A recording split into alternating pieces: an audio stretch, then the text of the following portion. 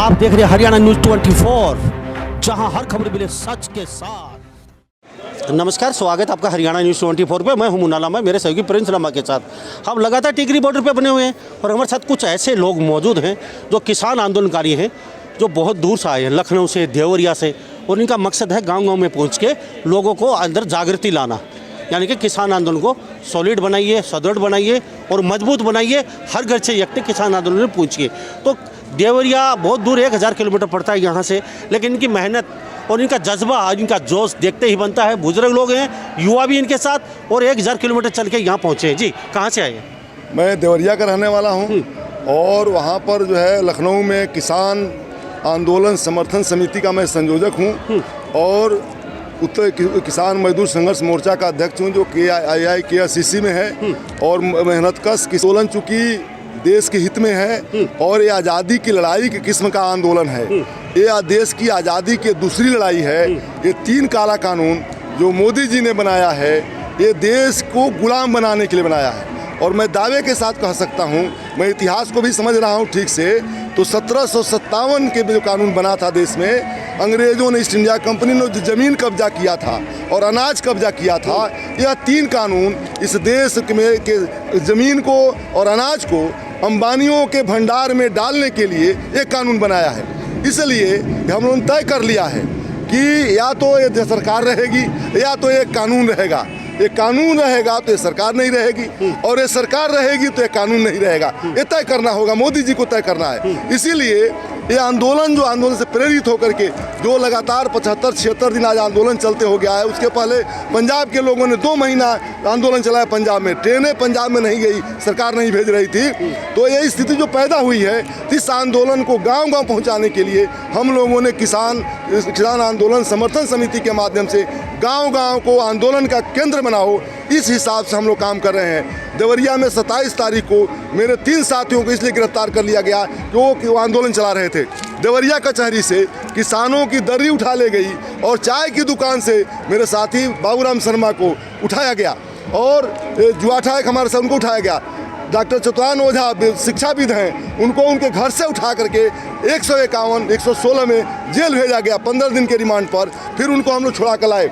इसका मतलब हम लोग चौराहे गांव-गांव धरने चल रहे हैं, और हम लोग जो है लगातार इस आंदोलन को जन फैलाने के लिए, महिलाओं, बच्चों, बुजुर्ग सब बनाने के लिए, क्योंकि यह कानून जब पास हो जाएगा तो देश में जो फूड सिक्योरिटी कानून है वो कानून नहीं रह सकता है। क्योंकि यह कानून निश्चित रूप से जब अनाज एसेंशियल कमोडिटी एक्ट से बाहर होगा तो ये अनाज सरकार के नियंत्रण से बाहर हो जाएगा, और सरकार की हैसियत नहीं है कि MSP लागू कर दे। इसलिए सरकार के भंडार में जब अनाज नहीं रहेगा तो गरीब को अनाज कहाँ से देगी? ये कानून की दिक्कतें हैं, और इसलिए मोदी जी झूठ बोल रहे हैं। आज संसद में कल मोदी जी ने कहा ये आंदोलनजीवी लोग हैं, ये परजीवी लोगों की तरफ से, परजीवी लोगों की तरह से, नया नाम दिया आपको, परजीवी लोगों की तरह से ये आंदोलनजीवी लोग हैं। हम कहना चाहते हैं मोदी जी को कि परजीवी RSS है, जो कभी खेत में नहीं गई। 1985 से जो मोदी जी की भूमिका रही है, उनके संगठन की भूमिका रही है, देश विरोधी रहा है। किसान आज़ादी से पहले भी और आज़ादी के बाद भी इस हिंदुस्तान की रखवाली करता रहा है, लड़ता रहा है, सीमाओं पर भी लड़ा है और खेत खलिहानों में भी लड़ा है। इसलिए परजीवी मोदी जी हैं, और मोदी जी को शर्म आनी चाहिए। मैं निंदा करता हूं, कोर्ट निंदा करता हूं। मोदी जी अपनी जुबान वापस ले। आपने किसानों पर कलंक लगाया है, आपने मजदूरों पर कलंक लगाया है, आपने देश पर कलंक लगाया है। आपने जब डालमिया को लाल किला बेचा था, उस समय नहीं कहा था कि हमारे लाल किला का अपमान हो रहा है, और हमारे जब किसान चढ़ेंगे उस पर तो कहेंगे कि अपमान है। मैं कहना चाहता हूं, अपने गुंडों को रोकिए, जो पुलिस को गुंडा बना रखा है आपने। आपकी सेना से देश नहीं चलेगा, यह देश किसानों मजदूरों का है, उनके बल पर चलेगा। मैं अच्छी तरह जानता हूं, जब पेट्रोलियम एसेंशियल कमोडिटी एक्ट से बाहर हुआ तो आज की पेट्रोलियम की स्थिति क्या है? सरकार की हैसियत नहीं है कि पेट्रोलियम का दाम तय कर दे, क्योंकि जब पहले एसेंशियल कमोडिटी एक्ट में पेट्रोलियम आता था तो संसद में पेट्रोलियम का दाम तय होता था, गैस का दाम संसद में तय होता था। आज तेल का दाम कौन तय कर रहा है?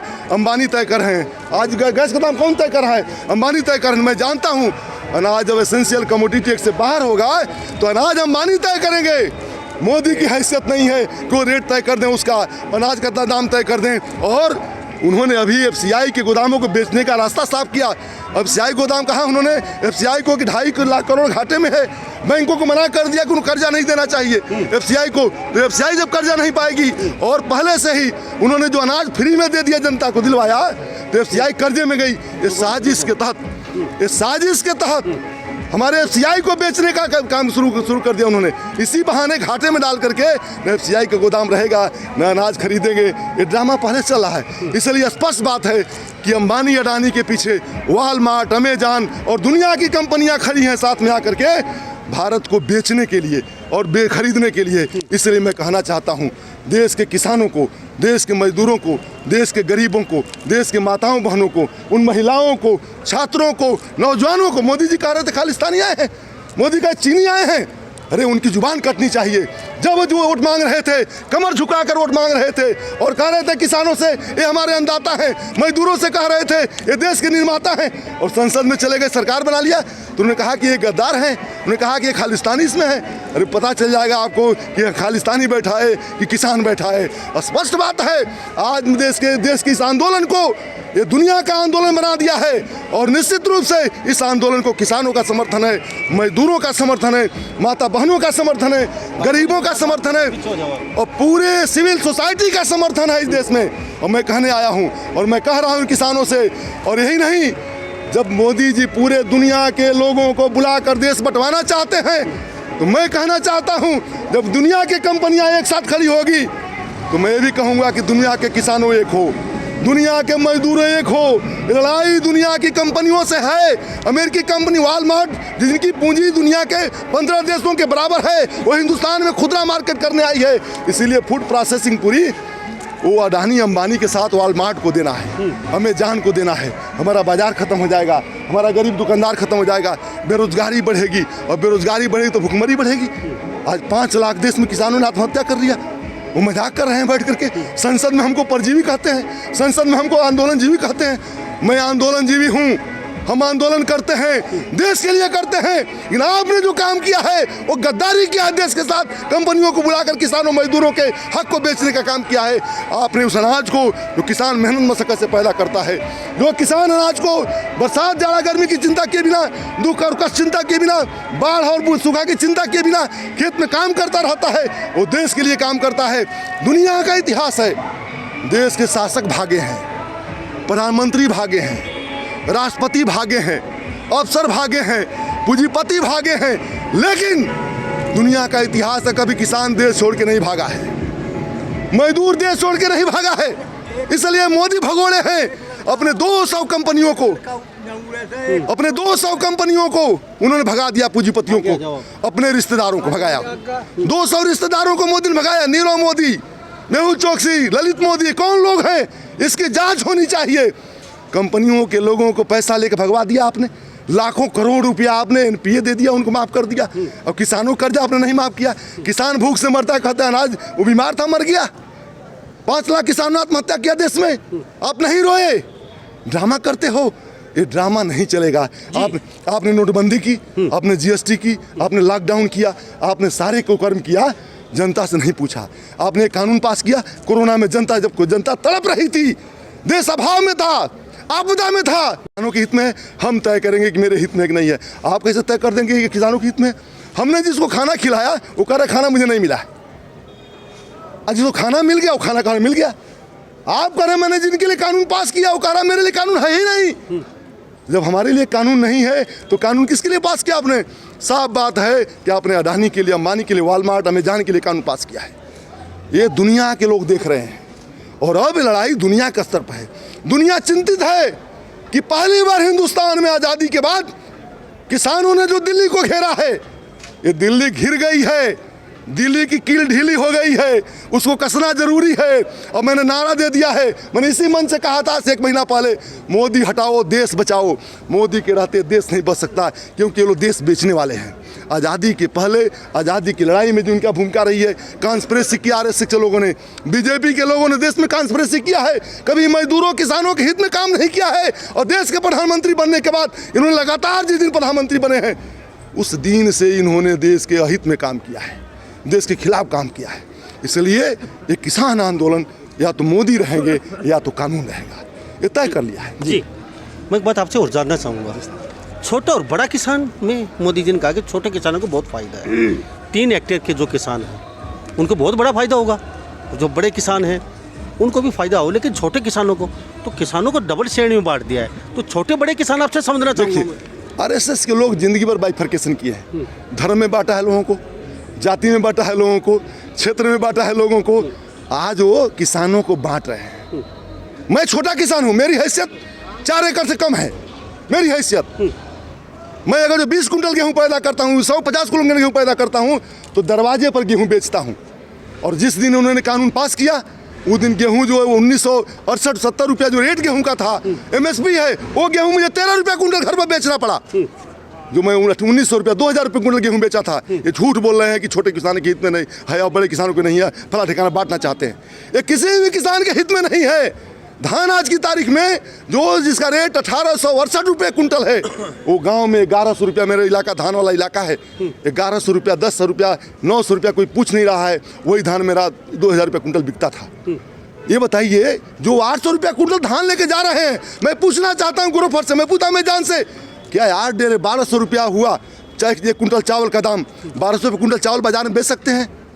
बेच सकते हैं क्या? वो चावल क्या रेट बेच रहे हैं ग्रोफर से? अमेजान से जा पूछ लीजिए लोगों से। तो चावल बिकेगा 60 रुपया किलो, 150 रुपया किलो, हमारा अनाज बिकेगा 8 रुपया कोई किलो।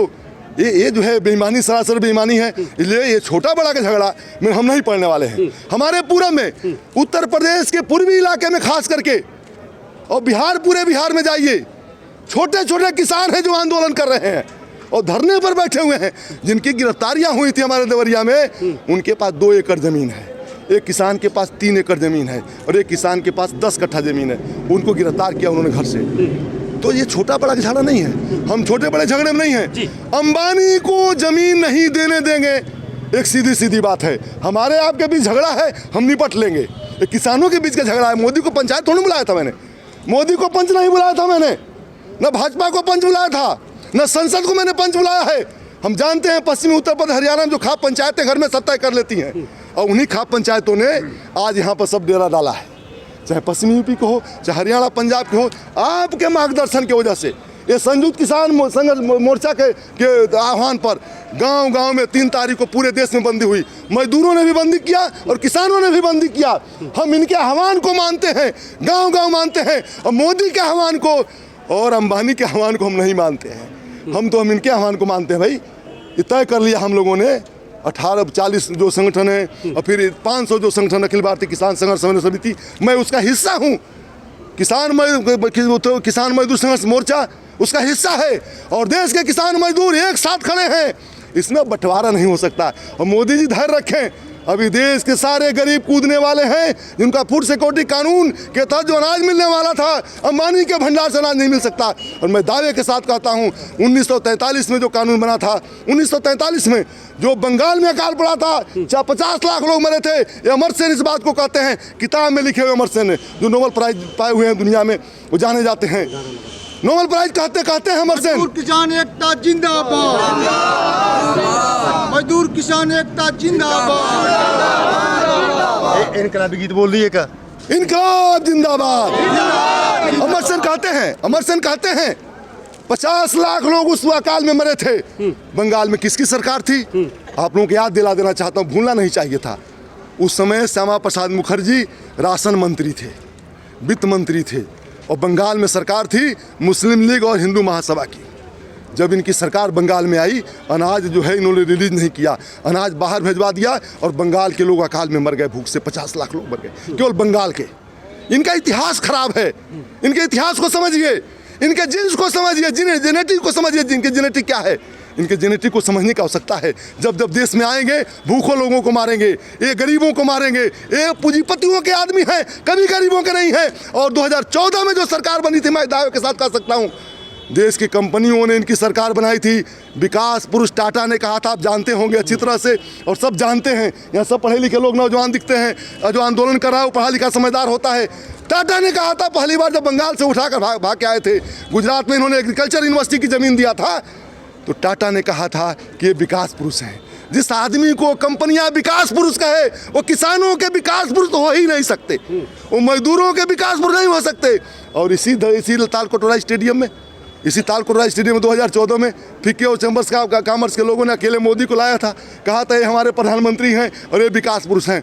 फिक्की और चैम्बर्स का कॉमर्स का आदमी किसान मजदूरों का नहीं हो सकता, गरीबों का नहीं हो सकता, वो निश्चित रूप से छोटे दुकानदारों का नहीं हो सकता, व्यवसायियों का छोटे नहीं हो सकता। आज देखिए नोटबंदी में कौन मरा, जीएसटी में कौन मरा, ये पान वाला, खोचा वाला, खुमचा वाला, छोटे छोटे गरीब जो मेडिकल स्टोर वाले मरे।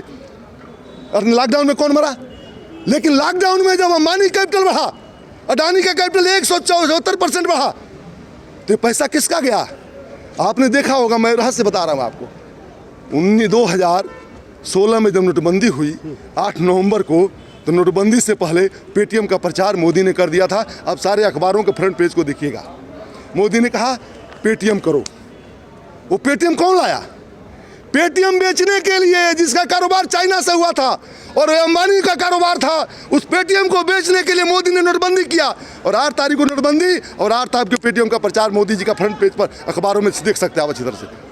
इस साजिश को समझना होगा। आज मैं बहुत खुशहाल हूँ, खुश हूँ कि देश के किसानों मजदूरों ने ये मोदी इसकी चाल को समझ गया है, समझ चुका है। मैं एक बात जानना चाहूँगा अभी आपसे, ये मेरे साथ लखनऊ से आए हुए हैं और ये गांव-गांव जा रहे हैं और किसानों में जागृति पैदा कर रहे हैं।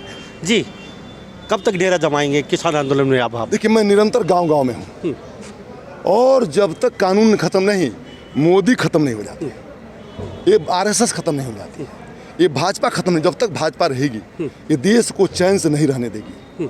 कभी हिंदू में बांटी, कभी मुस्लिम बांटी, कभी मंदिर कहेगी, कभी मस्जिद कहेगी, इससे देश का कल्याण नहीं हो सकता है। और मैं 25 सालों से किसान आंदोलन में हूँ। ये चेहरे पर बहुत दाग हैं, वो लाठियों के दाग हैं।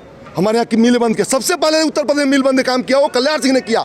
अटल बिहारी वाजपेयी की सरकार में गन्ना मिल बंद किया, गौरी बाजार का सबसे पहले। ये देश को बेचने के दोषी हैं मोदी नहीं, पूरी भारतीय जनता पार्टी, ये पूरी सरकार वो बेचने की दोषी है। इसलिए जब तक ये चले नहीं जाते हैं, हम चैन से बैठेंगे नहीं। देवरिया दिल्ली एक किए रहेंगे, लखनऊ एक किए रहेंगे, सभी राज्यों में बिहार में भी हम लोग जा रहे हैं, पटना भी गए थे हम, जाकर घूम करके आए हैं। तो सभी राज्यों में हम जा रहे हैं और कह रहे हैं जो किसान दिल्ली नहीं पहुँच सकता, साधन नहीं है, अपने चौराहे पर धरने पर बैठे, अपने घर में बैठे, अपने बच्चे के साथ बैठे, अपनी पत्नी के साथ बैठे, क्योंकि यह लड़ाई सबकी है। अनाज रहेगा तभी पत्नी भोजन करेगी, अनाज रहेगा तभी बच्चा पढ़ेगा, अनाज रहेगा तभी किसान बेचकर बच्चे की फीस देगा।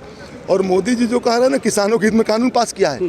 किसानों के बच्चे प्रोफेसर्स हैं, किसानों के बच्चे डॉक्टर हैं, इंजीनियर हैं, आपके जो है क्या नाम है कि बड़े बड़े अफसर हैं, कानूनविद हैं, वकील हैं, जजेज हो चुके हैं। मैं जजों का बयान अभी आज मैं पढ़ रहा था, 75 न्यायाधीशों का बयान कि किसानों के साथ अन्याय हो रहा है।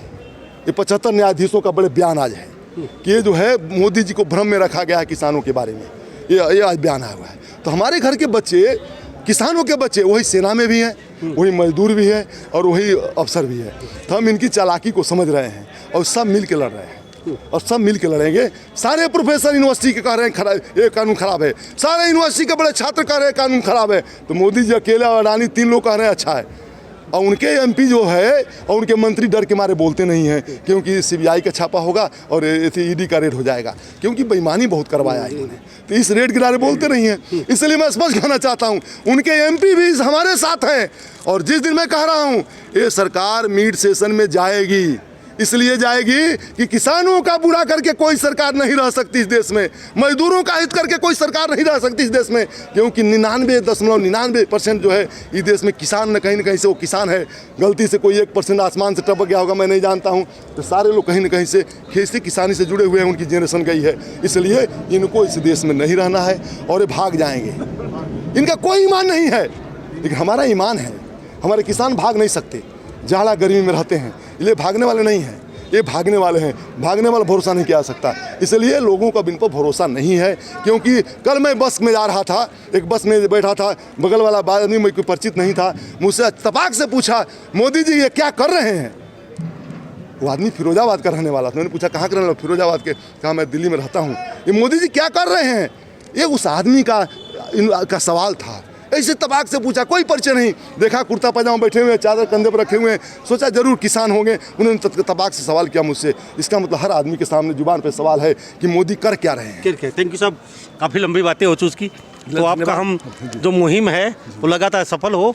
आप गांव-गांव जा रहे हैं और लोगों के बीच पहुंच रहे हैं और उनके अलग जगा रहे हैं कि किसान आंदोलन को सॉलिड करिए। हमारे साथी देखिए नरेंद्र जी। जी, हमारे साथी नरेंद्र जी हैं, ICTU Indian council of trade union के जनरल सेक्रेटरी हैं। और कल ही जो है एक बड़ी बैठक है किसानों के दिल्ली में, जिसको हम लोग जो है संबोधित करेंगे और उनको अपील करेंगे कि मजदूर भी शामिल इसमें हो। ये हमारे कहाँ गए साथी एक कनक डंडे जी, ये दयानंद कनक पूना से आए हुए हैं, महाराष्ट्र से, और वहाँ किसान आंदोलन के आदमी, पालघर में बड़ा आंदोलन उन्होंने किया है, कम से कम 5000 लोगों को मार्च कराया इन्होंने। वो सारे लोग हम लोग साथ में हैं। कल शशि जी आए थे, वो चले गए, पालघर में आंदोलन चलाते हैं किसानों के, जो बुलेट ट्रेन का उन्होंने आंदोलन चलाया था, किसानों जमीन छीनी जा रही थी। तो ये सारे लोग कोने कोने में लगे हुए हैं। हम लोग सबको प्रेरित कर रहे हैं कि जहाँ हैं वहीं पर आंदोलन चलाइए, किसानों की ताकत को बढ़ाइए, इनके मोरल को बढ़ाइए। और मोदी जी जो सोचते हैं कि डर के भाग जाएंगे, किसान भागने वाला नहीं है, मोर्चेबंदी करे। और दो ही देख सेकंड के लिए 2 घटनाएं हुई हैं, बहुत महत्वपूर्ण घटनाएं हुई हैं। एक जलियांवाला बाग कांड हुआ, किसानों ने गोली खाई थी, कोई उसने पूंजीपति गोली नहीं खाया था, पूंजीपति अंग्रेजों के साथ थे। और दूसरी चीज़ 4 फरवरी को 3 दिन पहले बीता है, 6 दिन पहले बीता है, जिसको मोदी जी मना रहे थे, क्या नाम है वो 100वां वर्ष मना रहे थे लोग बड़े धूमधाम से, मोदी योगी जी। चौरी चौरा कांड हुआ था, किसानों ने थाना जला दिया था। चौरी चौरा कांड दुनिया के इतिहास में है, ये जलियांवाला बाग कांड और चौरी चौरा कांड 1922 में। तो 1922 से किसान अब बहुत आगे जा चुका है, अब किसान रॉकेट समझ रहा है। ये जो आप मैं कह दूँ आपको बधाई देते, धन्यवाद देते हुए कि मोदी जी के जो गोदी मीडिया है, आज गांव-गांव में लोग टीवी देखना बंद करे, झूठ बोल रहा है। आप जो यहाँ से दिखा रहे हैं, मैं देखता हूँ, ये हरियाणा न्यूज़ में देखता हूँ, डेली देखता हूँ वो मोबाइल पर। तो आप जो दिखा रहे हैं यहाँ, जो हाईटेक बच्चों ने जो मोबाइल पर वीडियो बना के दे रहे हैं, गांव-गांव में बच्चे उसको देख कर आंदोलन को सजा रहे हैं। आप मत समझिए कि आंदोलन यहीं तक है, घर घर में ये आंदोलन, ये जो है न हाईटेक, मोदी जी हाईटेक इस्तेमाल करेंगे। हमारे नौजवान IIT के बच्चे हैं जो इस्तेमाल कर रहे हैं, BTech के बच्चे हैं, JNU के बच्चे हैं, दिल्ली यूनिवर्सिटी के बच्चे हैं, गोरखपुर यूनिवर्सिटी के बच्चे हैं, BHU के बच्चे हैं, बिल्कुल ये घर घर पहुंचा रहे हैं इस समाचार को। तो मोदी जी गोदी मीडिया फेल है, वो कारपोरेट मीडिया है। 89 चैनल अंबानी के बड़े बड़े शेयर उसमें हैं, और 9 चैनल जो है अडानी के बड़े बड़े शेयर हैं। मैं जानता हूँ इस बात को अच्छी तरह से। और विजय माल्या भाग गया। अभी देखिए जो है सुधा का नाम है वो जो जी न्यूज़ का है, सुधांशु क्या नाम है, हाँ नहीं सुधीर चौधरी नहीं, उसका मालिक जो सुधांशु का नाम है उसका है सुभाष चंद्रा। उसको राज्यसभा मोदी ने भेजा है। जिसको राज्यसभा मोदी ने भेजा वो देश के बारे में सच बोलेगा क्या? और सुधीर चौधरी ये तिहाड़ी है, ये तिहाड़ी है। कोल ब्लॉक में इन्होंने क्या किया था सब जानते नहीं जानते हैं क्या? हम इनको जानते हैं कि ये क्या है, इनकी मैंने शिनाख्त कर ली है, इसलिए हम इनको कभी देखते नहीं। इसलिए हम आप पर भरोसा करते हैं कि आप यहाँ से जीरो ग्राउंड न्यूज़ जो दे रहे हैं, हम उस पर भरोसा करते हैं। जो वीडियो जा रहा है यहाँ से, ये सब लोग तमाम विभिन्न किस्म के लोग यहाँ खड़े हैं, ये जो वीडियो जा रही है हम इस पर भरोसा करते हैं, हम इनको धन्यवाद देते हैं। हाईटेक बच्चों ने पैरेलल मीडिया खड़ा किया है, वो गोदी मीडिया को ढकेल करके, कारपोरेट मीडिया को ढकेल करके, ये पैरेलल मीडिया को मैं बधाई देता हूँ। अगर ये पैरेलल मीडिया ना होती, ये हमारी हाईटेक मीडिया ना होती, हमारे बच्चे ना होते, आप जैसे लोग ना होते, तो खबर हमारे पास नहीं पहुँचती, देवरिया गाँव में नहीं पहुँचती, हमारे पर्चे उतने नहीं हो सकते थे कि डेली खबर पहुँचा दे, एक पर्चा छापा एक दिन जाएगा। इसलिए मैं आप लोगों को बधाई देता हूँ, धन्यवाद देता हूँ। और आप लोग बिल्कुल किसानों के साथ खड़े रहिए, हम लोग खड़े हैं। 2 बेटे मेरा गीत तो हमारे साथ जी। मैं मेजर चमकारा मजदूर किसानों एक बेनती सहित हुक्म लोको सिख लो आणेख नाल जाउणा ओ जिन्ना चिर रहना जग ते। लोको सिख लो आणेख नाल जाउणा ओ जिन्ना चिर रहना जग ते। जदों आखिया भगत सिंह सूरे ने चक्को का समाजोकार नींदे पूरे ने। अगे गोरियां दे सीस नीच कहाउणा ओ जिन्ना चिर रहना जग ते। लोको सिख लो आणेख नाल जाउणा ओ जिन्ना चिर रहना जग ते। सानू दस दिता लाजपत राय ने जिंद कोमले खिलौनी मां जाए ने। जिंद कोमले खिलौनी मां जाए ने। रंग रंग गज प्यार रंगाउणा ओ जिन्ना चिर रहना जग ते। लोको सिख लो अणख नाल जाउणा ओ जिन्ना चिर रहना जग ते। ਅਸੀਂ ਪੂਜਣਾ ਨਹੀਂ ਚਾਹੁੰਦੇ ਇਹਨਾਂ ਠਾਕਰਾਂ ਭੰਨ ਦੇਣੀਆਂ ਨੇ ਵੈਰੀ ਦੀਆਂ ਆਕੜਾਂ ਭੰਨ ਦੇਣੀਆਂ ਨੇ ਵੈਰੀ ਦੀਆਂ ਆਕੜਾਂ ਨਾਲੇ ਮਾੜਾ ਚੰਗਾ ਬੋਲ ਨਹੀਂ ਕਹਾਉਣਾ ਉਹ ਜਿੰਨਾ ਚਿਰ ਰਹਿਣਾ ਜੱਗ ਤੇ ਲੋਕੋ ਸਿੱਖ ਲੋ ਅਣਖ ਨਾਲ ਜਿਉਣਾ ਉਹ ਜਿੰਨਾ ਚਿਰ ਰਹਿਣਾ ਜੱਗ ਤੇ साहब कितने ये गाना कैसे याद किया आपने? ये जी मैं आप लिखता हूँ मैं लिखते हो आप? किसानों का सभी मतलब कि एक मतलब कि मैं गीत और लिखा हुआ है अच्छा ये गाना थोड़ा हिंदी में करके बता दीजिए। हाँ जी हिंदी में। हिंदी थोड़ी जी कम आती है जी हाँ, बता दीजिए फिर। एक मिनट हाँ मतलब हम वो बातें में बता देंगे बना हाँ हाँ हाँ ਲੱਦੂ ਵਾਸੀਏ ਨੂੰ ਕੋਹ ਨਹੀਂ ਕਵੈਰੀ ਦਾ ਕਹਿਣਾ ਮੰਨ ਲੋ ਮੇਜਰ ਸਿੰਘ ਸ਼ਹਿਰੀ ਦਾ ਲੱਦੂ ਵਾਸੀਏ ਨੂੰ ਕੋਹ ਨਹੀਂ ਕਵੈਰੀ ਦਾ ਕਹਿਣਾ ਮੰਨ ਲੋ ਮੇਜਰ ਸਿੰਘ ਸ਼ਹਿਰੀ ਦਾ ਆਖੇ ਅਲੀ ਸ਼ੇਰ ਗੋਰੇ ਨੂੰ ਭਜਾਉਣਾ ਆਖੇ ਅਲੀ ਸ਼ੇਰ ਮੋਦੀ ਨੂੰ ਭਜਾਉਣਾ ਉਹ ਜਿੰਨਾ ਚਿਰ ਰਹਿਣਾ ਜੱਗ ਤੇ ਲੋਕੋ ਸਿੱਖ ਲੋ ਅਣਖ ਨਾਲ ਜਿਉਣਾ ਉਹ ਜਿੰਨਾ ਚਿਰ ਰਹਿਣਾ ਜੱਗ ਤੇ ਤੁਸੀਂ ਸਿੱਖ ਲੋ ਅਣਖ ਨਾਲ ਜਿਉਣਾ ਉਹ ਜਿੰਨਾ ਚਿਰ ਰਹਿਣਾ ਜੱਗ ਤੇ धन्यवाद जनता दा। तो 2 शब्द हिंदी में बता दीजिए इस गाने के। वो ऐसी है जी बात ये है हम जो किसी और 1947 की बात है 1947 की बात ये है जो सब हमारे भगत सिंह सरदार हुए थे राजगुरु सुखदेव गुरु और हरदयाल जी और रास्ते बताते थे इंग्लैंड में पार्टी शुरू की थी हैं जी ते और साडा डॉक्टर अम्बेडकर बाबा भीमराव है उसी ने संविधान लिखा इन लोगों को इन राजों को उन राजों को अंग्रेजों राजों को पता नहीं था और संविधान कैसे चलाना है और उसी टाइम जो डॉक्टर भीमराव था उसी ने संविधान लिखा अंग्रेज सरकार जो नेता है इंडिया भारत के ऐसे ऐसे करो जहीं भी कोई बैठा है और मजदूर गरीब किसान कोई भी बैठा है कहीं भी बैठा है वो मालिक है ये लिखा हुआ है उसके पास पड़ा है मोदी के पास सारा संविधान सभी किसानों मजदूरों का। Thank you. हाँ मेजर साहब बहुत बहुत धन्यवाद आपका। हमारे साथ ये तमाम किसान पीछे देख रहे हैं। अब हम आपको कल सुबह दोबारा मिलते हैं इसी समय इसी वक्त टिकरी बॉर्डर पे। हमारे साथ बने रहिए जब तक और देखते रहिए हरियाणा न्यूज़ 24। नमस्कार, जय हिंद। आप देख रहे हैं हरियाणा न्यूज़ 24 जहां हर खबर मिले सच के साथ।